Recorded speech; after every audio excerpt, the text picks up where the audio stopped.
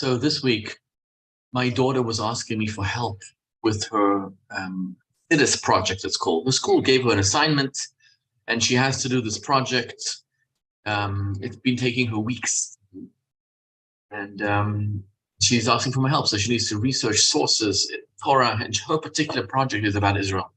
So she's got to research projects based on the Bible, based on Hasidus, and then to take the world view of how we feel about Israel, the spirituality of Israel. And it's taking her weeks, hours and hours and hours. And I'm sitting with her doing her homework. And I'm thinking to myself, why don't I just open up the app called ChatGPT, which is taking the world by storm, and just type in, please do the Hasidus project on the subject of Israel. And within seconds, the entire thing will be there. Same thing with my third or fourth grade daughter, asking me to do some mathematical sums with her, three problem solving in maths, just take a calculator, just take ChatGPT. I mean, these things are going to be redundant. We are living in times where the greatest revolution in the history of all revolution is taking place, is unfolding in front of our eyes. And it's happening at a dizzying pace so fast that if we don't open our eyes and say, hey, that's actually taking place, we may even miss it. That's how fast and rapid and life-changing and transforming it is. You see, there are three major revolutions in this realm and sphere. And to explain this, there's something called three garments of the soul. There's something called machshava, thought, dibur, which is speech, and action, which is maaseh. The Industrial Revolution, which brought about the trains, locomotives, machines, steam, is in the realm of action. Now, this changed the world. Don't get me wrong. People who were used to driving a horse and wagon suddenly were in a locomotive. Some suddenly were in a train. I mean, this changed the world. The Industrial Revolution lasted about 120 years. That's how much the span took to make this. But I would even put inventions such as airplanes even in this field of action, because they affected what we do, the way we interact, the way we travel, all in the field of maaseh.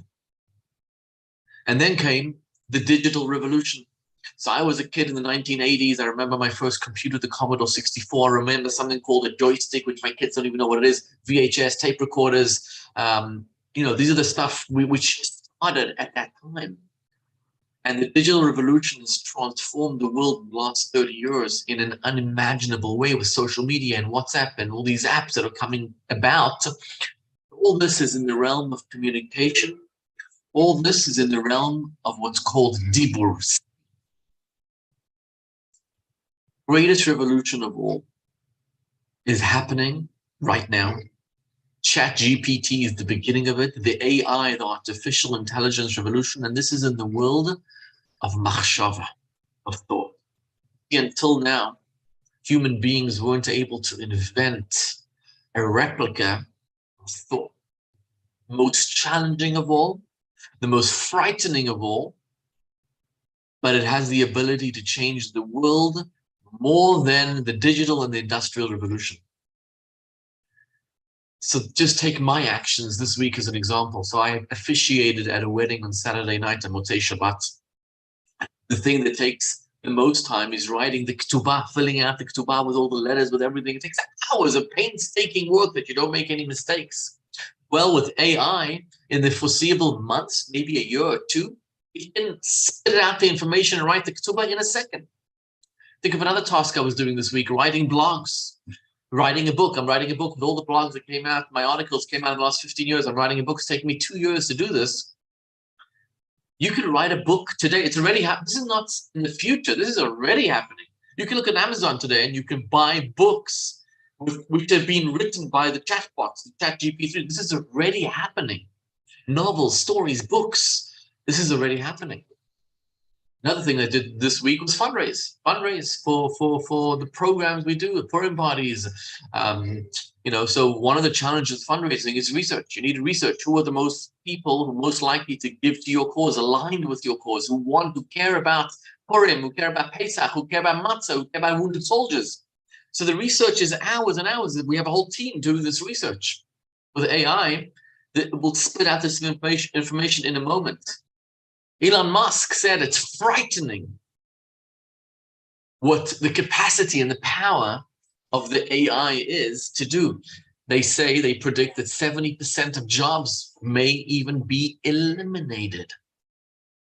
So, by the way, there's one thing that AI will never be able to do, and I wrote about this in a blog a couple of weeks ago. It will never able to replicate empathy, free choice.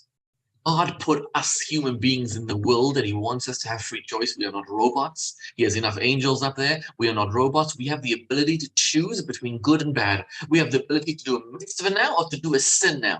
That will never, ever be replicated. To feel the emotions, to have the free choice, to be tempted and to do good in the world is only us.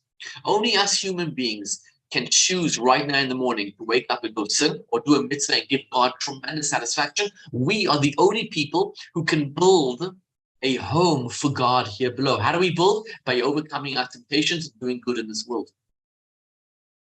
And that is why, and perhaps the reason why God has given us the ability to dream. AI has given us the ability to dream what was once science fiction.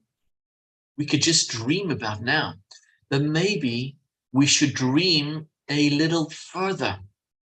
Take any non-for-profit, ask them, what is your mission? Let's take a non-for-profit which is dedicated to feeding poor people, eradicating hunger. So what can AI do? It can raise the money very easily to feed poor people. But how about dreaming about a time where there won't be poor people, where there won't be starving people in the world anymore? That is Mashiach. How about dreaming about a time where people will not die anymore? We can't even dream about that. It's going to happen when Mashiach comes. That's the Messianic era. How about a time when Iran will drop their nuclear ambitions and temptations? How about a time where Russia and Ukraine won't fight anymore? AI can never possibly do that. AI can look at a terrorist and analyze and think, hey, this is the person most capable of doing terrorist attacks. Now, go after him based on his social media and AI. But how about taking that person and making him into a lover of Jews? That is the Messianic era. When Mashiach comes, there will be world peace. When Mashiach comes, it will be a time of no more dying, no more sicknesses, no more illnesses. It will completely and utterly transform the world. It will be the greatest revolution of all. And that is happening in our times and unfolding in our times. The Lubavitcher Rebbe promised us we are the last generation of exile and the first generation of redemption. How do we bring about the Messianic era? Do a mitzvah today. He will come today. So maybe the industrial and digital and AI revolution, which is machshava, dibur, ma'aseh, thought, speech, and action, is just a herald, is just allowing us to dream the impossible, because the impossible is going to happen. That is Mashiach. So go do a mitzvah today, bring Mashiach.